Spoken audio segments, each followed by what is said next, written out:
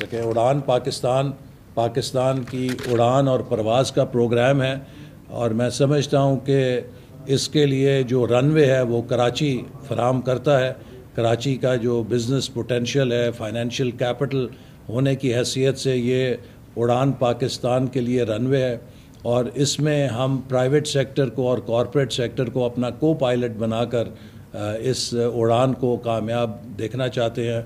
और मैं शुक्रिया अदा करूँगा पाकिस्तान बिज़नेस काउंसिल का, जो बहुत जिन्होंने ताउन का भी यकीन दिलाया और जो एक बहुत मुस्बत और मुफीद किरदार अदा कर रहे हैं। अपनी रिसर्च के ज़रिए, अपने पॉलिसी पेपर्स के ज़रिए रहनुमाई फराम करते हैं, जिससे कि हुकूमत मुल्क की मुआशी और इक़्तिसादी पॉलिसीज़ को दुरुस्त सिमत की तरफ लेके जा सकती है। तो ये प्राइवेट सेक्टर और पब्लिक सेक्टर की पार्टनरशिप है, जिससे कि हम इंशाअल्लाह ताला उम्मीद करते हैं कि उड़ान पाकिस्तान के अहदाफ हासिल करेंगे और 2035 तक पाकिस्तान को $1 ट्रिलियन इकॉनमी इंशाअल्लाह ताला हम बनाने के लिए सब मिलकर अपना किरदार भी अदा करेंगे और पूरी तरह से कंट्रीब्यूट भी करेंगे। बहुत शुक्रिया। आप तो नहीं कुछ कहना चाहेंगे? आप में कोई 2035 हाँ, हम बहुत शुक्रगुजार हैं कि एहसन इकबाल साहब आए हैं यहाँ पीबीसी के ऑफिस पे। जो प्लानिंग कमीशन है उनका भी एक वो जो विज़न होता है लॉन्ग टर्म होता है पाकिस्तान के जनरल इश्यूज़ के बारे में, तो पीबीसी भी यही है, ये सेक्टर इंडिपेंडेंट बॉडी है और हम भी पाकिस्तान के लॉन्ग टर्म इश्यूज़ और जो रिफॉर्म्स ज़रूरत है जो उनकी, हम उसको ही देखते हैं। तो हमने काफ़ी मौजू पे बात की है जो चैलेंजेस बिजनेसेस फेस कर रहे हैं पाकिस्तान में, और इन्होंने हमें ताउन दिलाया है कि ये उन चीज़ों पे काम कर रहे हैं, कोई मसलों को हल करने पे। तो जो एनर्जी के प्रॉब्लम्स हैं हमने उस पर डिस्कस किया हुआ है। जो टैक्स रेट्स जो आजकल काफ़ी हाई है, जो सुपर टैक्स लगा है बिजनेसेस पे, तो वो वापस री इन्वेस्ट नहीं कर सकते हैं, तो उन्होंने उस पर भी हमें बोला कि उस पर भी वो देखेंगे और कितना उसको कम कर सकते हैं टैक्स रेट को।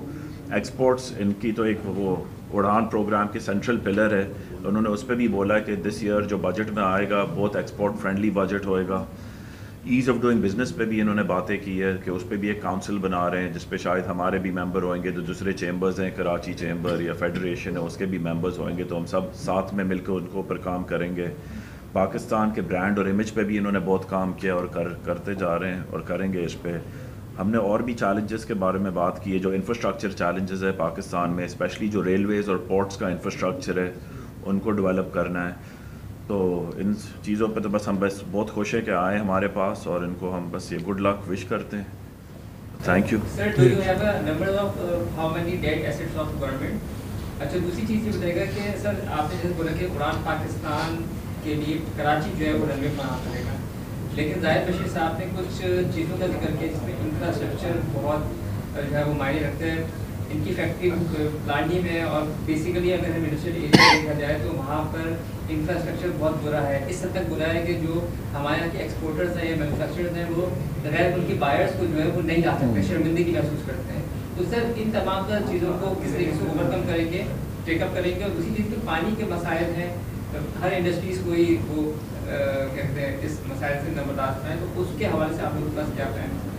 ये देखिए, कराची जैसे मैंने कहा कि पाकिस्तान का फाइनेंशियल कैपिटल है और पाकिस्तान की मुआशी और इक़्तिसादी उड़ान का रनवे है, और इसके लिए ज़रूरी है कि यहाँ पर बिज़नेस को वो तमाम वसाइल और सहूलियात दी जाएँ जिससे कि वो अपना ईज़ ऑफ डूइंग बिज़नेस उनके लिए मुमकिन हो।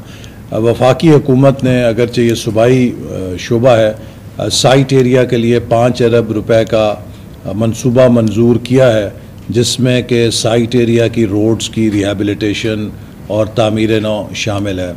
इसी तरह कुरंगी एक्सपोर्ट एरिया जो है, इंडस्ट्रियल एरिया, उन्होंने भी कुछ मसाइल बताए हैं और उसके लिए भी वफाकी हुकूमत मदद करेगी।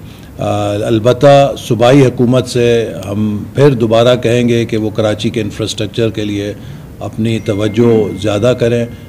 जहाँ पानी का सवाल है, हुकूमत वफाकी एक ख़तीर रकम खर्च कर रही है, तकरीबन 125 अरब का मंसूबा है K4 का, जिस पर के वफाकी हुकूमत 100% फाइनेंसिंग कर रही है। लेकिन ये तभी मुकम्मल होगा जब इसका जो डाउन स्ट्रीम प्रोजेक्ट है, जो डिस्ट्रीब्यूशन का प्रोजेक्ट है, वो भी मुकम्मल हो, और वो हुकूमत सिंध ने करना है।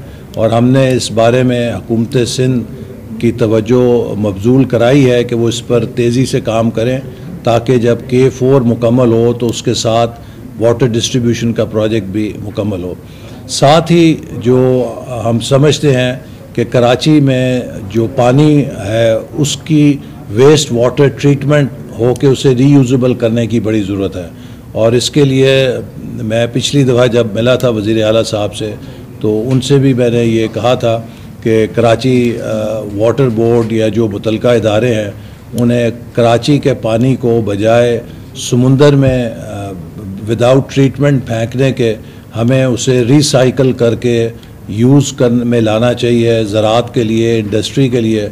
और बल्कि इंडस्ट्री के लिए वो पानी फराहम करना कि जो ड्रिंकेबल पानी हो, जब पानी की शॉर्टेज है वो बड़ा क्रिमिनल है। मैं समझता हूँ कि कराची का अगर पानी को ट्रीट कर दिया जाए और उसे रीयूज़ किया जाए तो वही पानी इंडस्ट्री की ज़रूरत के लिए काफ़ी हो सकता है। तो ये वो मसाइल हैं जिस पर हमें मिलकर काम करना है सूबाई हुकूमत के साथ। इंशाल्लाह मुझे उम्मीद है कि इन प्रोजेक्ट्स को सूबाई हुकूमत भी अपने अगले बजट के अंदर तरजीही बुनियादों पर लेकर आएगी, लेकिन वफाकी हुकूमत ने जो उसके दायरे कार में है वो पूरा अपना किरदार अदा करेगी। कराची में ग्रीन लाइन जो फर्स्ट मैस ट्रांजिट प्रोजेक्ट है वो भी वफाकी हुकूमत ने अपने वसाइल से बनाया था, और पाकिस्तान में वाहिद ये मंसूबा है कि जो वफाकी हुकूमत ने किसी सूबे में मैस ट्रांजिट का बनाया है। पंजाब में ऑरेंज लाइन या मेट्रो बस के तमाम मंसूबे सूबाई हुकूमत ने अपने वसाइल से बनाए थे और वफाकी हुकूमत ने कोई उनमें पैसा नहीं लगाया, सिर्फ कराची में 25 अरब रुपए ग्रीन लाइन के लिए दिया। इसी तरह जो हैदराबाद सखर मोटरवे है उसको भी अगर 2018 में हमारी हुकूमत ख़त्म ना होती तो 2022 तक वो मुकम्मल हो गया होता, लेकिन वो अनफंड हुआ। अब उसको दोबारा हम लेकर आ रहे हैं, पब्लिक प्राइवेट पार्टनरशिप में भी एक्सप्लोर कर रहे हैं, और इंशाल्लाह मुझे उम्मीद है कि 2025 में इस पर काम शुरू हो जाएगा।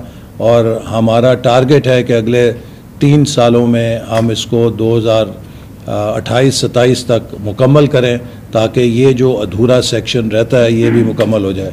साथ ही साथ जो हैदराबाद कराची की नई अलाइनमेंट है मोटरवे की, चूँकि जो पुरानी सुपर हाईवे थी उसको एक्सपैंड किया गया, उस पर अब बड़ा कंजेशन हो गया है, तो वजारत मवासलात ने हैदराबाद से कराची की नई अलाइनमेंट पर भी फिजिबिलिटी पर काम शुरू कर दिया है, ताकि एक नई मोटरवे कराची से हैदराबाद बनाई जाए जो बिल्कुल नए अलाइनमेंट के ऊपर हो। उससे भी जो कंजेशन है वो ख़त्म करने में बड़ी मदद मिलेगी।